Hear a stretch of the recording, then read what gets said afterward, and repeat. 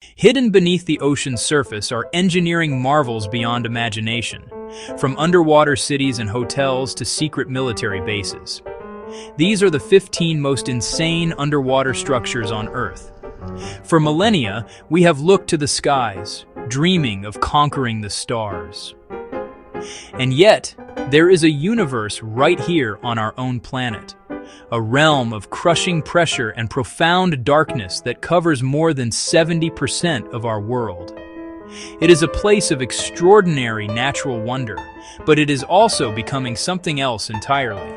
It is now a canvas for human ambition, a new frontier not for exploration alone, but for habitation, for art, and for industry. Chapter 1. Our journey begins in the warm, inviting waters of the South Pacific off the coast of Fiji.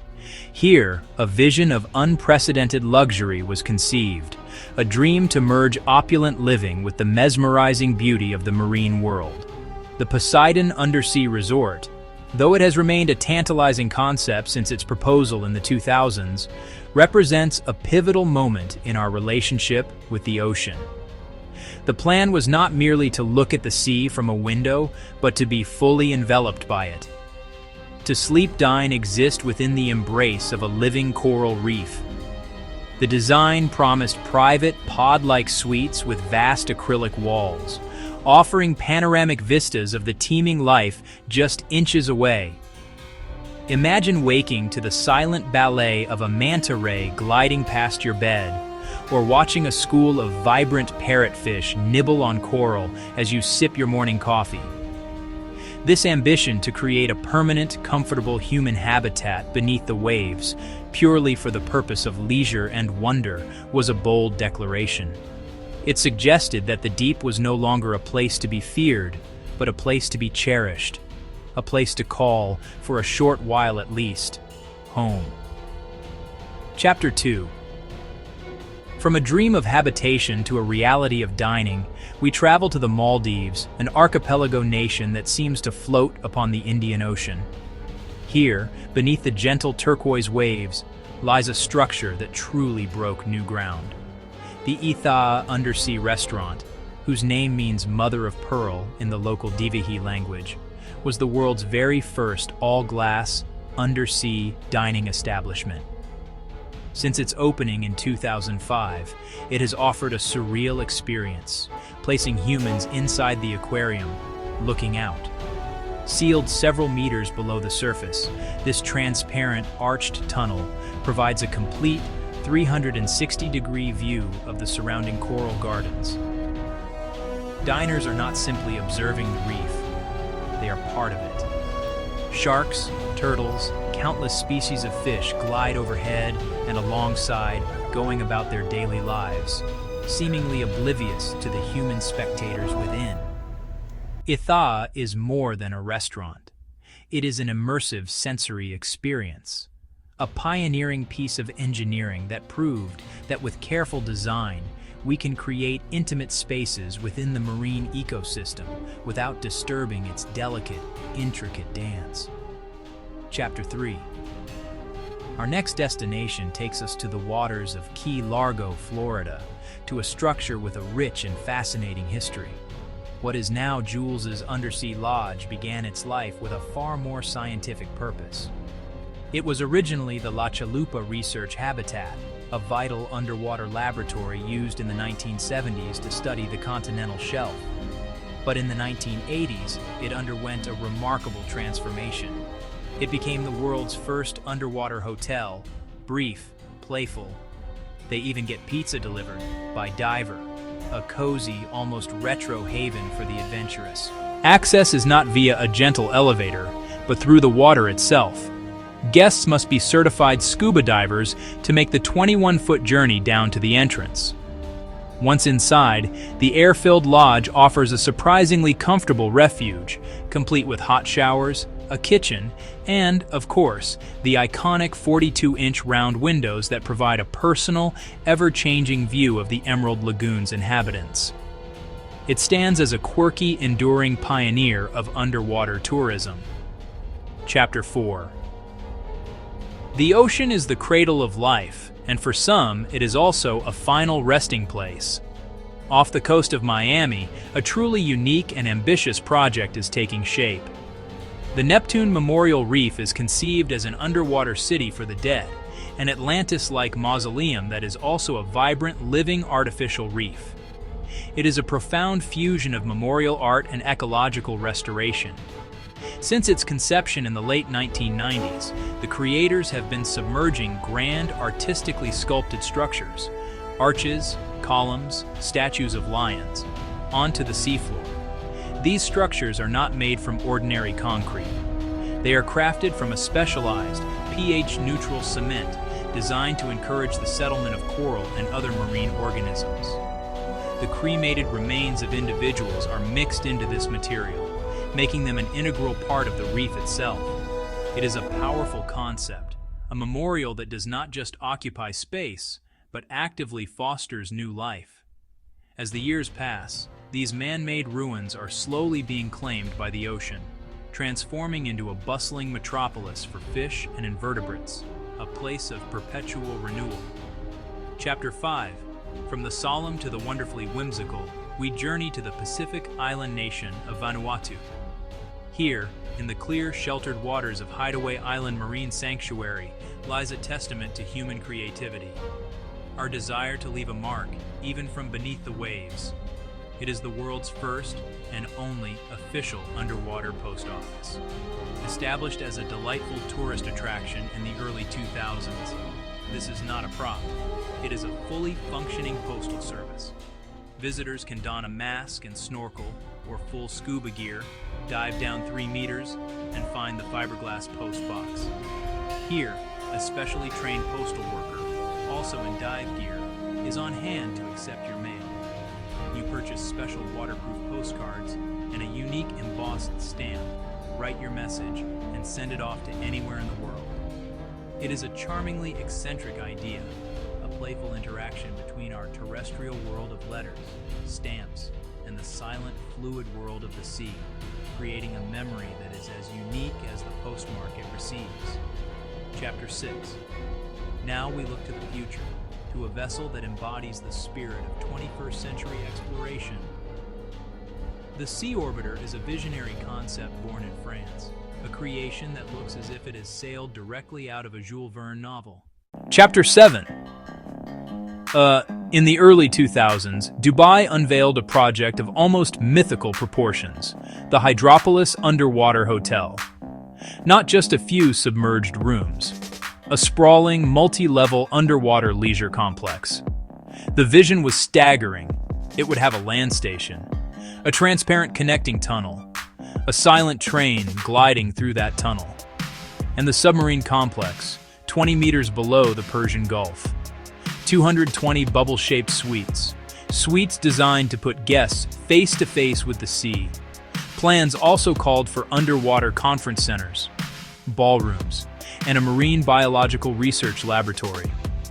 It captured the world's imagination as a symbol of extreme luxury and engineering prowess.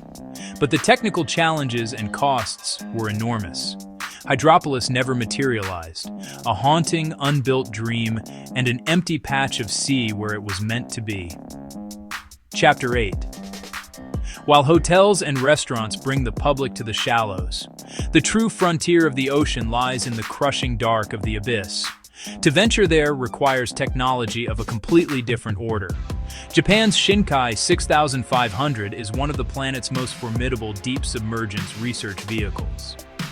Since the 1990s, this crude submersible has been our species' eyes and hands in a world of eternal night, capable of diving to an astonishing 6,500 meters.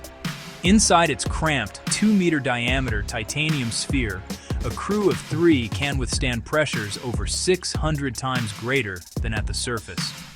From this tiny, life-sustaining bubble, they can directly observe the bizarre and wonderful creatures of the deep sea, manipulate robotic arms to collect geological and biological samples, study the hydrothermal vents that may hold clues to the origin of life on Earth. The Shinkai 6500 is not a place of leisure. It is a hardcore scientific tool, a courageous vessel that carries human consciousness to one of the most hostile environments imaginable. Chapter 9. Living underwater for days or even weeks at a time presents a unique set of physiological challenges. In the Florida Keys National Marine Sanctuary, resting on the seabed 62 feet down, is a structure dedicated to overcoming them. This is the Aquarius Reef Base, the world's only operational undersea research laboratory. Since the 1980s, it has been a vital home and workplace for aquanauts on long-duration missions. The key to its operation is saturation diving. By living under pressure, scientists can conduct multiple extended dives each day without the need for lengthy decompression after every excursion. This gives them an unprecedented amount of time to study the surrounding coral reef ecosystem. Aquarius is a true underwater habitat, a school bus-sized cylinder complete with bunks, a lab, a galley. It is a critical link in our understanding of marine environments, a place where humans can become, for a time, fellow residents of the reef. Chapter 10. Sometimes, the most compelling underwater structures are those whose origins are shrouded in mystery. Off the coast of Japan's southernmost Ryukyu Islands lies the Yonaguni Monument. Discovered by a local diver in 1986, this massive rock formation has ignited a fierce debate that continues to this day. The structure is immense, seemingly flat terraces, right-angled steps, towering pillars that appear to some to be unmistakably man-made. Could this be a relic of a lost ancient civilization? A Japanese Atlantis swallowed by the sea at the end of the last ice age? Geologists, however, point to the region's strong currents and tectonic activity, suggesting that these remarkable shapes could be the result of entirely natural, albeit extraordinary, processes of erosion on the sandstone. Whether it is a product of human hands or the artistry of nature, the Yonaguni Monument is a profoundly humbling sight, a submerged enigma that challenges our understanding of the past and the powerful forces that shape our world. Chapter 11. Human industry often leaves scars upon the natural world, but in the Gulf of Mexico, an extraordinary and unintentional act of creation is taking place. For decades, thousands of oil and gas platforms have stood like steel sentinels in these waters. When their productive life is over, the cost of removal is enormous. The Rigs to Reefs program offers a remarkable alternative: topple or modify, leaving their submerged legs and supports to become permanent artificial reefs. What was once a piece of industrial machinery, a symbol of fossil fuel extraction, is transformed. The complex steel lattice provides an ideal substrate for corals, sponges, anemones to attach and grow. This, in turn, attracts a huge diversity of fish, tiny blennies to large groupers, and barracuda, who find food and shelter in the structure's intricate framework. These accidental ecosystems have become some of the most productive marine habitats in the Gulf, turning giants of industry into vertical islands of vibrant life. Chapter 12. As our global population grows and climate change affects traditional agriculture, humanity is seeking innovative solutions in the most unlikely of places. Off the coast of Noli, Italy, a project called Nemo's Garden is pioneering a new form of farming. Anchored to the sea floor, a series of clear, air-filled biospheres like giant submerged bell jars. Inside these pods, shielded from the harshness of the open sea, terrestrial plants are being cultivated. Using a hydroponic system, herbs and vegetables like basil, lettuce, strawberries are thriving in this unique underwater environment. The constant temperature of the sea, the protection from pests, and the natural evaporation of seawater that condenses as fresh water on the inner walls of the domes create a self-sustaining microclimate. First established in the 2010s, this is more than a curiosity.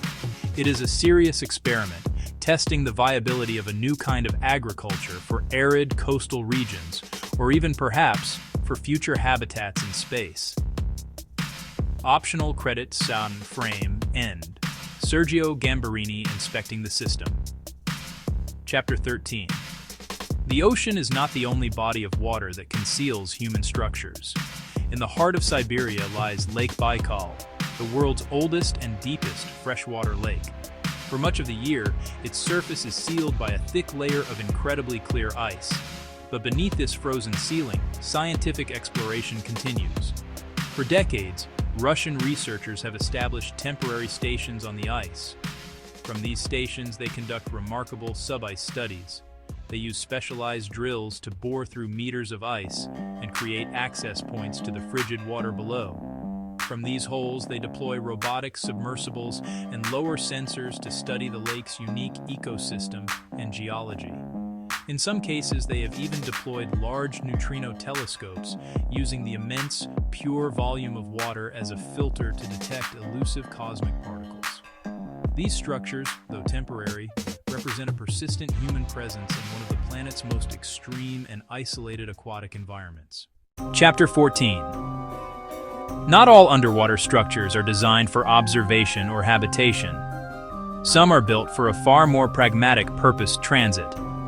Norway, a country defined by its dramatic coastline, deep fjords, rugged islands, has become a world leader in subsea engineering. To connect its communities and to transport its vast oil and gas resources, it has undertaken monumental projects to lay pipelines and build road tunnels that run beneath the seafloor. These are not trivial undertakings. Projects like the Langeled pipeline stretch for over 1,000 kilometers, crossing uneven seabed at extreme depths. Subsea road tunnels, blasted through solid rock beneath the fjords, must withstand immense water pressure from above. These networks, built since the mid-20th century, are the unseen arteries of a modern nation.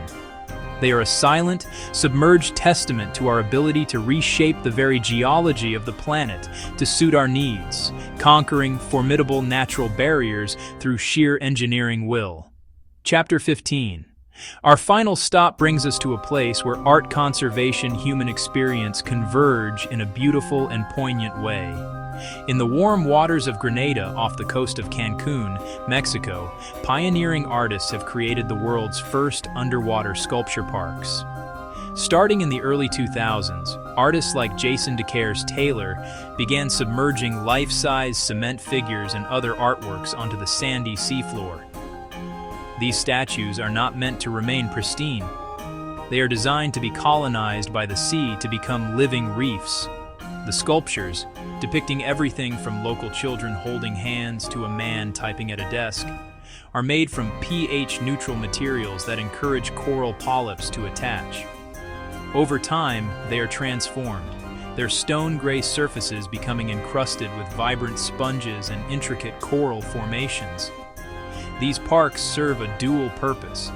They draw divers away from fragile natural reefs, and they create new habitats, turning art into a catalyst for life. It is a powerful statement about our potential to create beauty that also heals.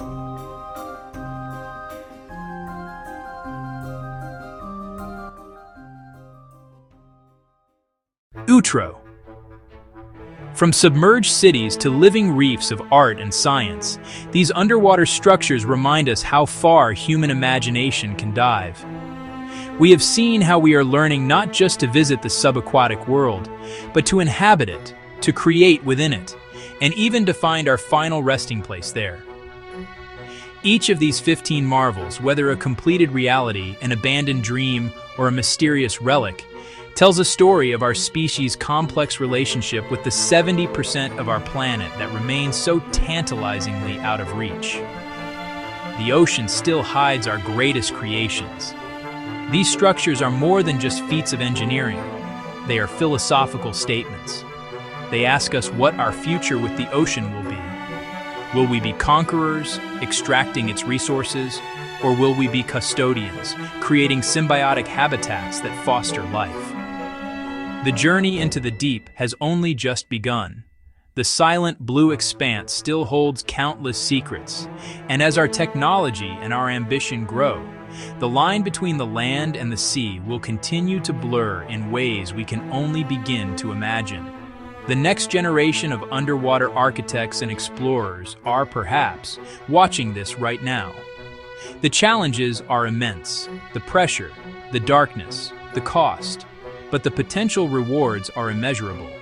A deeper understanding of our planet, new ways to live sustainably, and a profound connection to the cradle of all life on Earth. The ocean is our planet's final frontier, and our greatest creations may yet lie hidden within its depths. Which underwater structure blew your mind the most? Comment below, hit like, and subscribe for more incredible wonders of our planet.